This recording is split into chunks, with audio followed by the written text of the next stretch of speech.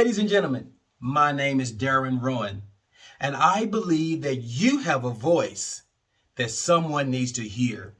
There's a very special calling on your life, but a lot of times, ladies and gentlemen, we fail to live out that calling. We fail to give that calling to the world because of the way we feel, and a lot of times the way other people make us feel. There's a story about this young man named Jim who was in grade school. And Jim had a very special godly talent of writing poetry. But Jim would never get in front of the class to read his poems because the other kids would mock Jim. You see, Jim had a stuttering problem. So every time the teacher would say, "Come up front, Jim, and read your work," Jim would defiantly say, "No, no, no, no, no, no, no, teacher, I can't do it." And Jim would stutter his way to the answer. Now, I'm not mocking Jim. No, no, no, ladies and gentlemen, not at all. Because I myself had to overcome a stuttering problem. So I can relate to Jim on this story. And then the classmates would mock Jim because the way he stuttered, because he couldn't get his gift out to the world. And one day the teacher said, "I've got to find a way to get Jim to understand how special he is." So the teacher had an assignment. She made all the kids go home from school that day and told them that they had to write a poem. And the best poem in the class will receive a prize. Jim was excited. The other classmates were excited. So the next day of school, they all turned in their poems. And of course, Jim had the best poem. So now the teacher pulls the poem out and says, "Jim, your poem was the best. Come read your poem." "No, no, no, no, no, no, teacher, I can't do it." The class began to laugh and began to mock Jim. But the teacher said, "Well, Jim, remember, you have to read this poem in order for you to get this prize. I don't think this is your poem, Jim. Did you plagiarize this poem? Where'd you get this poem from?"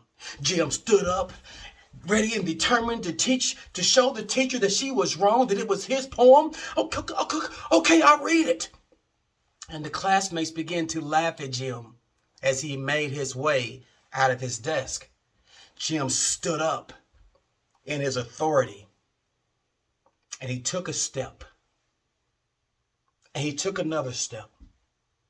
And as he began to take each step up to the teacher's desk, Jim was telling himself, "I can do this. I can make this happen. I know I'm special." Jim grabbed the poem and began to read the poem. Now, I don't have any documentation on what the poem was that Jim read. Maybe it was something like, "I know I'm special. I know there's something inside of me that is God-given. And you have the same thing inside of you." You see, Jim read a special poem. When he got done with the poem, the teacher and the class was amazed. Why? Because Jim never stuttered through the poem. Instead, he spoke with a baritone in his voice. Instead, he spoke with passion and purpose. Instead, he spoke inside of his authority. Jim never stuttered from that day on. And you and I know Jim as James Earl Jones. Listen, there is something inside of you that is waiting on you to walk and step into your greatness. Every step that you take allows the confidence in you to believe that you can do it. You have something that the world needs. Ladies and gentlemen, you have something that the world is waiting on. You have a voice.